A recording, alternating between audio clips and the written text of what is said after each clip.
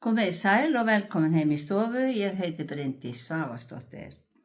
Í dag, 12. júlí, 7. sunnudag eftir þrenningarhátíð, þema dagsins líf í skírnarnáð.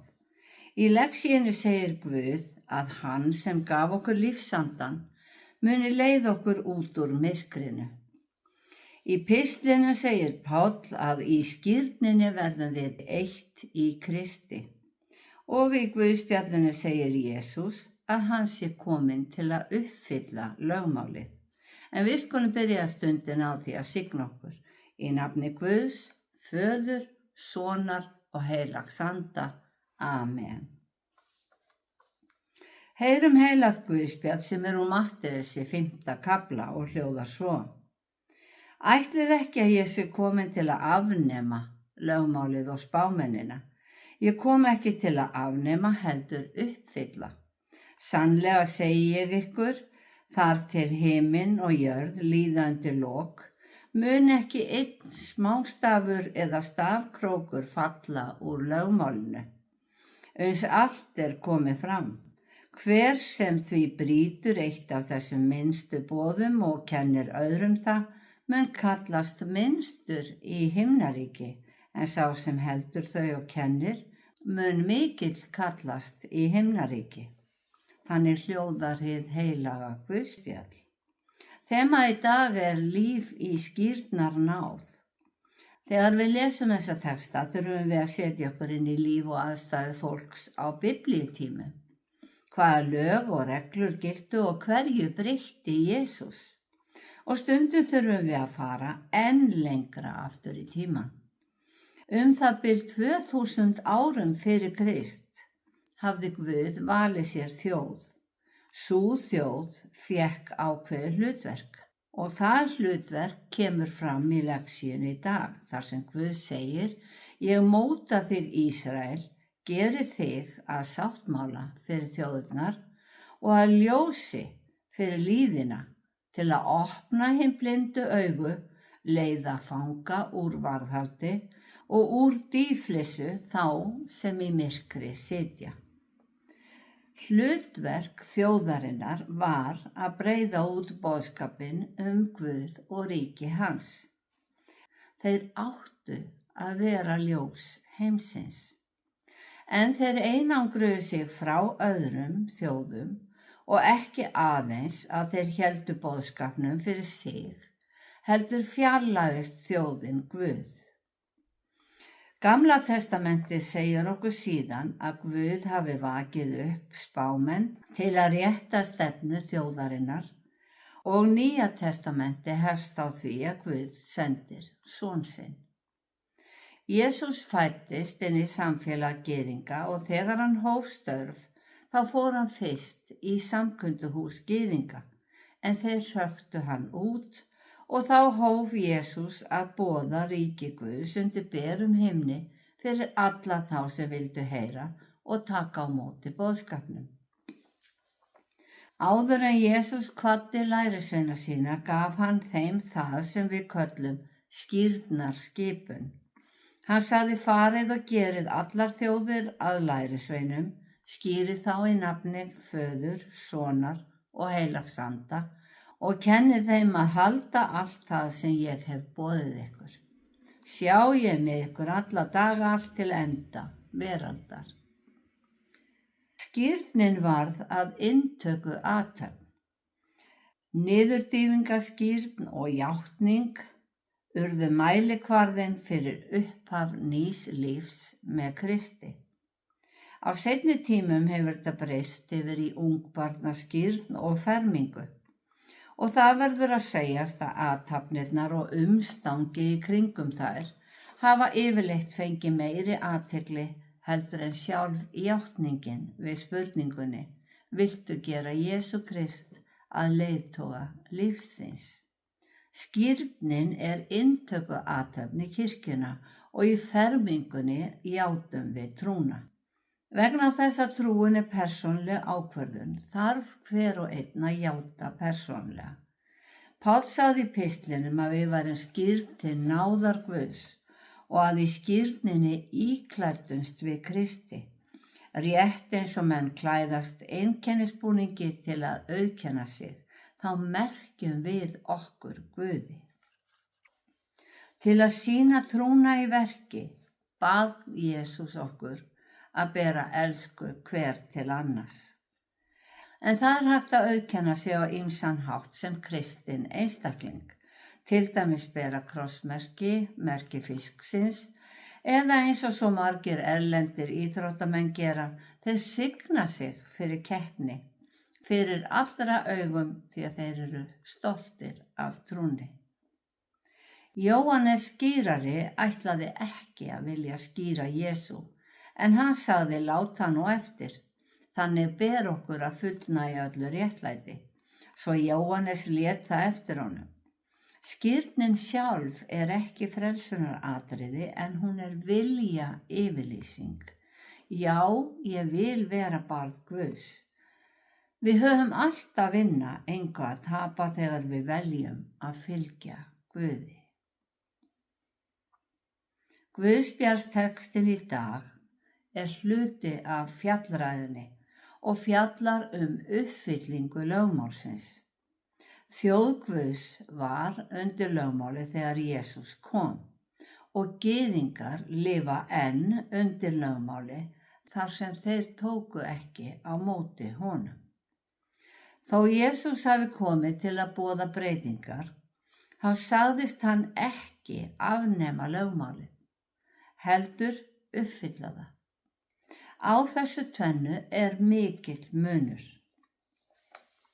Það kannski hægt að líkja lögmálinu við stjórnarskrána okkar sem að margir vilja endurnýja. En lögmálið og stjórnarskráin eiga það kannski sameiginlegt að fæstir vita nákvæmlega hvað stendur þar. Lögmálið til dæmis svo flókið að það þurfti heilan ættbálk til að einbeita sér að því svo öllu væri rétt framfylgt. Þetta voru lög Guðs sem dæmdu í öllum málum gyðinga og þess vegna sagt að lögmálið byggist á verkum hvers og eins. Þetta eru lög hegðun og refsingar fyrir brot. Það má segja að fjallræðan hafi verið stefnuræða, það að segja boð breytingar. Stutta útskýringin fyrir komu Jesú að hann hafi komið og endurnýjað stjórnarskrá himnaríkis. En það krefst lengri útskýringar en að segja af hverju hann þurfti að uppfylla lögmálið. Við verðum að hafa það hugfast að lögmálið var í fullu gildi þegar Jesús lifði, hann fæddist gyðingur og til þess að uppfylla það varð hann að fara í einu og öllu eftir því hvert smáatriði skyldi virt, engin afsláttur gefinn, engun hnikað til, né stafkrókur strókaður út. Margs konar afbrot voru talin synd og lögmálið krafðist dauðarefsingar við synd. Páll skrifaði allir hafa syndgað og skortir Guðs dýrð og hann skrifaði einnig að laun syndarinnar dauði. Enginn réttlætist fyrir að halda lögmálið, eins og menn réttlætast fyrir fagnaðarerindið. Svo Guð gaf einkason sinn til þess að hver sem á hann trúir glatist ekki, heldur hafi eilíft líf. Jesús kom í heiminn og aðeins hann gat dáið sem staðgengill fyrir syndir okkar, af því hann sá eini sem gat lifað á þessari jörð, syndlaus gagnvart lögmálinu. Hann breytti ekki lögunum, hann hliðraði ekki til né strikaði yfir ákvæði, heldur uppfyllti hann allar kröfur lögmálsins til hins minnsta stafkróks. Lögmálið var því réttilega ekki afnumið, heldur uppfyllt þegar hann dó á krossinum. Og síðustu orð Jesú á krossinum samkvæmt Jóhannesarguðspjalli voru: það fullkomnað. Gjaldið var greitt í eitt skipti fyrir öll og Páll skrifar: þess vegna hver kristinn maður ekki undir lögmáli heldur undir náð Guðs, og okkur veitist sú náð fyrir trúna, og aðeins fyrir trúna sem verður skírð til. Þetta finnst mörgum svo ótrúlegt, að Guð skuli hafa gert þetta svona einfalt fyrir okkur, að við skulum ekki þurfa að vinna einhver verk til að öðlast þessa náð.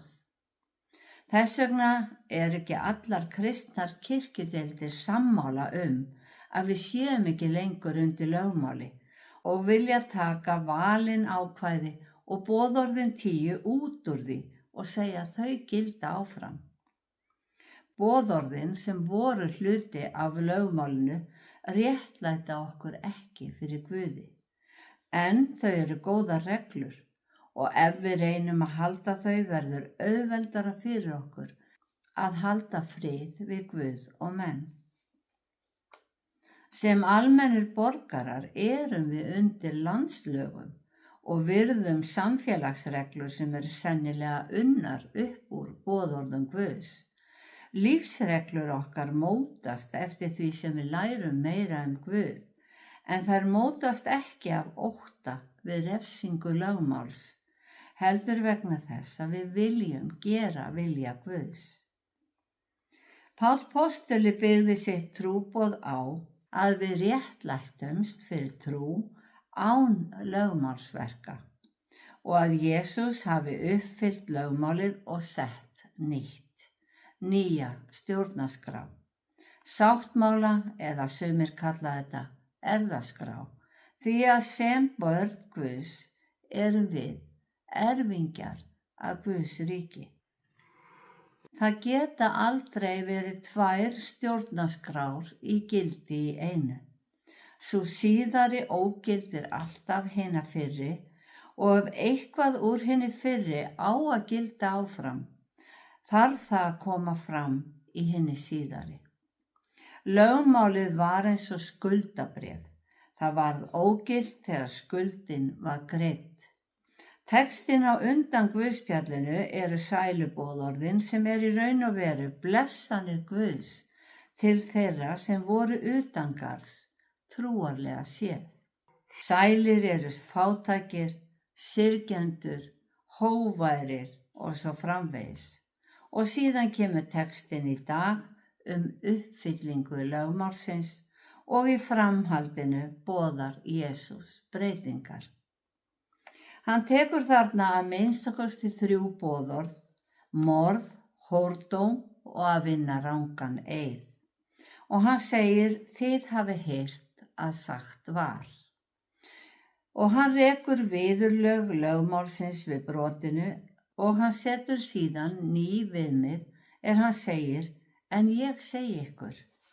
Og ef við drögum skilaboðin saman, þá eiga menn að leggja áherslu á að hafa hreint og fríðelskandi hjarta, því Guð vill búa í hjörtum okkar.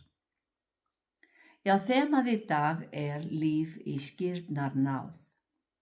Páll sagði að við værum skírð til náðar Guðs, því á þeim tíma játaði fólk trúna í skírninni og játningin var, og verður alltaf mikilvægust. Verum því óhrædd að opinbera trú okkar á Guð sem við treystum fyrir öllu. Guð sem við biðjum til í erfiðum aðstæðum, áköllum í ótta og þökkum fyrir bænheyrslu og velgengni. Gefum honum sem fyrirgefur, gefum honum dýrðina og þökkum fyrir náðina sem okkur veitist og gerir okkur að börnum hans. Já, þakki Drottni því að hann góður og miskunn hans varir að eilífu. Drottinn blessi þig og varveiti þig. Drottinn láti sína ásjónu lýsa yfir þig og sé þig náðugur. Drottinn upplyfti sínu augliti yfir þig og gefi þig frið. Í Jesú nafni. Amen.